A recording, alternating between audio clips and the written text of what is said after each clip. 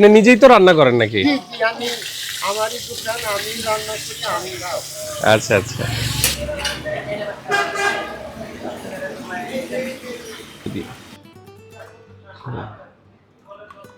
মাংসের সাথে আর কি কি পাওয়া যায়? এখন যাচ্ছি কোথায়? এখন অবশ্যই এর আগের পর্ব যারা দেখছেন তারা জানেন। এখন যাচ্ছি হচ্ছে তেঁতুলতলায়। ফরিদপুরে আছি। আর ফরিদপুরের থেকে যদি তেঁতুলতলায় গিয়ে একবেলা খাবার না খাই তাহলে অনেক ফরিদপুরবাসীরই মনে একটু দুঃখ লাগতে পারে, এবং আমারও মনে একটু দুঃখ লাগবে যে এত পরিচিত একটা জায়গায় কেন খাইলাম না। যদিও ওনাদের সাথে কথা বলে আসছি, ওনারা আমাকে বলছে যে ভাই 2টার ভিতরে আসেন তাহলে খাবার দাবার পাবেন, কিন্তু এখন বাজে অলরেডি 2টা 5 বাজে গেছে অলরেডি। অ্যাজ ইউজুয়াল আমি তো ভাই সময়ের কাজ সময়ে করতে পারি না, এটা আমার পুরানো অভ্যাস। যারা আমার ভিডিও দেখেন তারা জানেন। তো চলেন যাই আগে, ইনশাল্লাহ আল্লাহ যদি রহম করে ইনশাল্লাহ রিজিকে থাকবে, খাইতে পারবো। তো চলেন এই গরুর মাংস দিয়ে ভাত খেয়ে আসি। Let's go. ফরিদপুর শহরটা মানে আধুনিকতার ছোঁয়া তো অবশ্যই আছে, কিন্তু তার সাথে যে মফস্বলের একটা বেশ ঠান্ডা বেশ চমৎকার পরিবেশ, ওই জিনিসটাও না বেশ সুন্দর একটা ধরে রাখছে, বিষয়টাই ভালো লাগে। তো যাই হোক, আমরা সেই তেঁতুলতলায় চলে আসলাম গাজী কাকার সেই দোকানে, যেখানে ডাল দিয়ে গরুর মাংস বেশ ফেমাস। এবং আমরা এখন যখন আসছি তখন প্রায় গরুর মাংস শেষের পথে, দোকান ভরা লোক। আর এখানে একটা জিনিস আমি খেয়াল করলাম যে এখানে সব শ্রেণীর মানুষ আসে, মানে ডেইলি লেবার যারা আছে তারা আসতেছে, ব্যবসায়ীরা আসতেছে, বিভিন্ন চাকরিজীবীরা আসতেছে দেখতেছি, বা মানে পোশাক আশাক দেখে মনে হচ্ছে, আবার ছাত্রছাত্রীরাও আসতেছে। আর ইনি হচ্ছেন সেই গাজী কাকা। কাকা এই জায়গাটাতে 4 বছরের মতো ব্যবসা করে। তার আগে কোটপাড়ে ছিল তার 25 বছরের ব্যবসা। কাকা নিজেই রান্না বান্না করেন এখনো, যদিও বেশ অল্প কথা বলছি তার সাথে, বাট মনে হয়েছে যে বেশ সজ্জন ব্যক্তি। আপনি নিজেই তো রান্না করেন নাকি? আচ্ছা আচ্ছা। তো এই হচ্ছে আমাদের খাবার দাবার চলে আসছে বাইরে ভাই। মানে 1টার সময় 1টার সময় এখানে ছিলাম, তখন মাত্র খাবার উঠাচ্ছে তারা, এবং পুরো ড্যাগ ভরা খাবার। আসছি ঠিক 45 মিনিট সামথিং পরে, সব খালি, দোকান ভরা মানুষ। গরুর মাংসের প্লেট মানে ড্যাগটা খালি হয়ে গেছে, শুধু এই ভর্তা ভাজি টাজি এগুলো আছে। তা আমরা লাস্ট মনে হয় 4-5 পিস ছিল, সেখান থেকে নিচ্ছি। দেখা যাক। এটা হচ্ছে তাদের সবজি। ও বাবা গো, গরম, একদম গরম আগুন। ঠান্ডা হওয়ার সময় পায় নাই তো তারা। বিসমিল্লাহ। এই সবজিটা কিন্তু তারা নর্মালি দিবে। ভাই আপনাদের এই মাংসের বাটির দাম কত?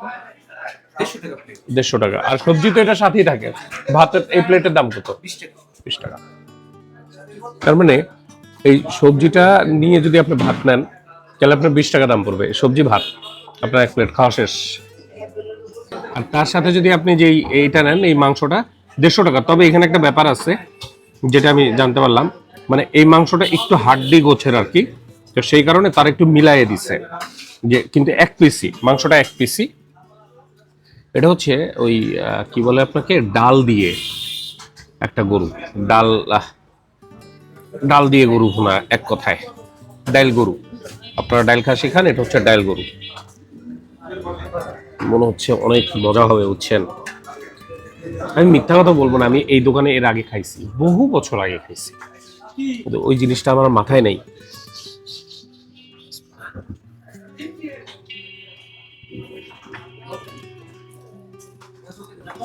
দুর্দান্ত, বেশ বেশ ভালোভাবে কষানো, এবং পরবর্তীতে ডালটা এত সুন্দর মানে এর সাথে মিলে, মানে গরুর মাংসের সাথে মিলে গেছে, মানে স্বাদটা এতটা বেশি মজা লাগতেছে, আমি আসলে বলতে পারবো না আপনাদেরকে, মানে একদম বুঝায় বলতে পারবো না। ওহো, এখন এটা হচ্ছে গরুর মাংস ভাই, যেটা আপনি খাবেন খায় স্বস্তি পাবেন। ওহো,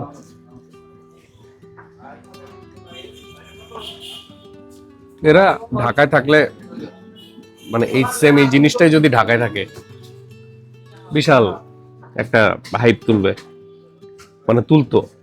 এখন তখন স্বাদ এরকম থাকতো কিনা আমি জানি না, কিন্তু দুর্দান্ত। আপনারা মাংসটা দেখেন, এই যে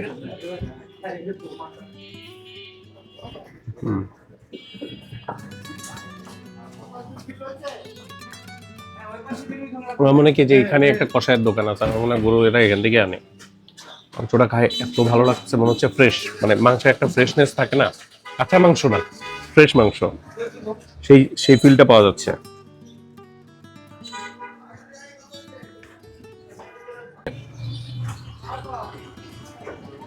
আমি বলবো যে যদি কখনো এদিকে থাকেন, মানে ফরিদপুর টরিদপুরে যদি আসা হয়, তেঁতুলতলা একবার আপনারা ট্রাই করতেই পারেন। একটা জিনিস আমি খেয়াল করলাম, বুঝছেন, আমি যখন পোস্ট দিছি, মানে ফরিদপুরে আসার আগে আমি সবসময় মানে যে কোনো জায়গায় যাওয়ার আগে আমি পোস্ট দিই ফেসবুকে যে কোথায় কোথায় খাওয়া যায় রেকমেন্ডেশনের জন্য। যদি 100 জন যদি কমেন্ট করে থাকে, তার মধ্যে 95 জন বলছে তেঁতুলতলায় এসে আপনারা ভাত খান।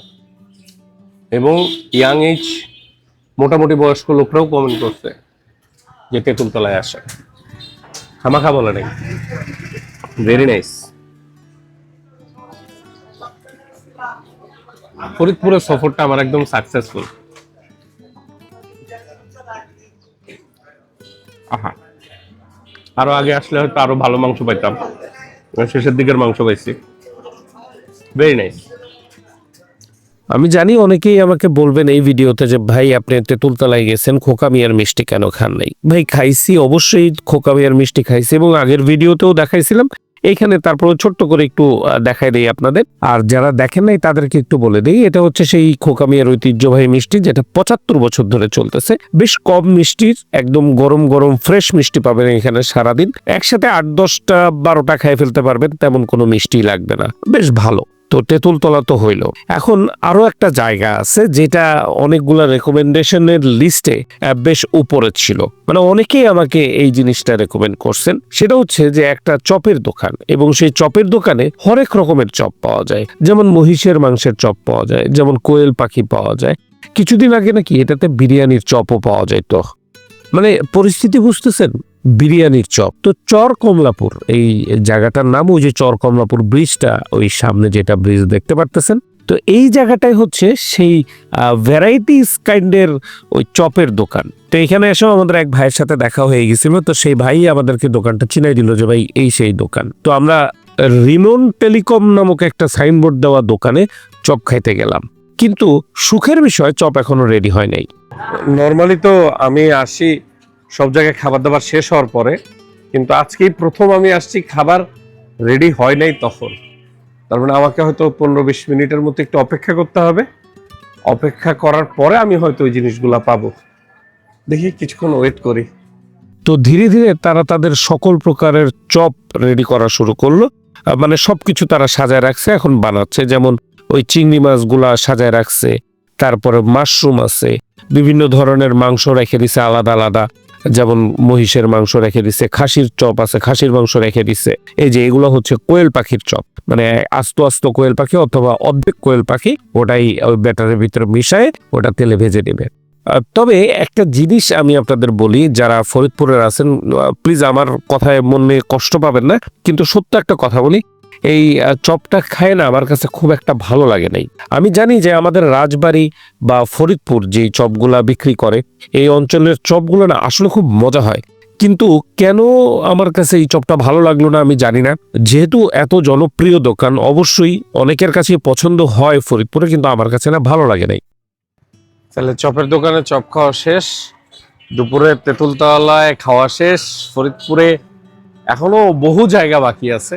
তো যাই হোক, চলেন আপাতত একটু ওই একটা আমার পছন্দের চায়ের দোকান আছে, সেখানে একটু যাই। চায়ের দোকান না, অ্যাকচুয়ালি রেস্টুরেন্ট, রেস্টুরেন্টের চা আমার পছন্দ। তো ওইখানে যাব, চা খাবো, তারপরে এই ভিডিও এবং ফরিদপুর দুই জায়গা থেকে বিদায় নিব। তা চলেন আগে চাটা খাই।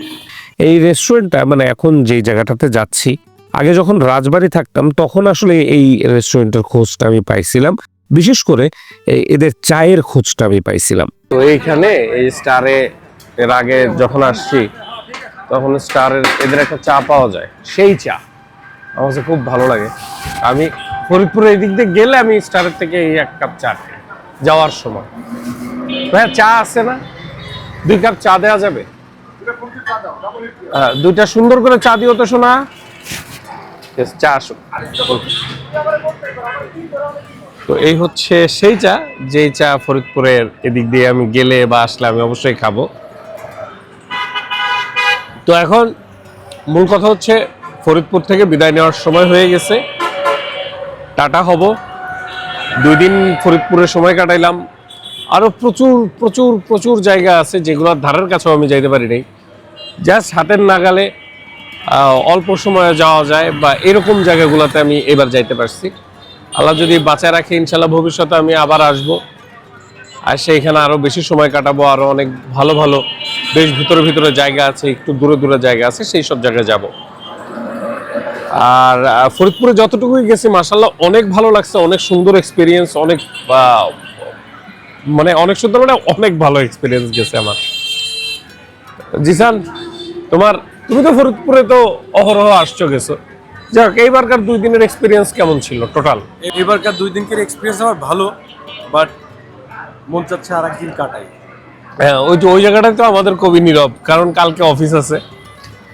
তো যাই হোক, ভালো থাকেন, সুস্থ থাকেন ফরিদপুরবাসী। আল্লাহ হাফেজ। আপনাদের ভিডিও যদি কেউ দেখে থাকেন, অফিসিয়ালি এখানে শেষ হচ্ছে, ইনশাল্লাহ ভবিষ্যতে আবার আসবো। তাহলে আজকে বিদায়। ইউটিউবে যদি ভিডিওটা দেখে থাকেন তাহলে অবশ্যই সাবস্ক্রাইব করবেন, আর ফেসবুকে দেখে থাকলে ফলো করে দিন। আল্লাহ হাফেজ।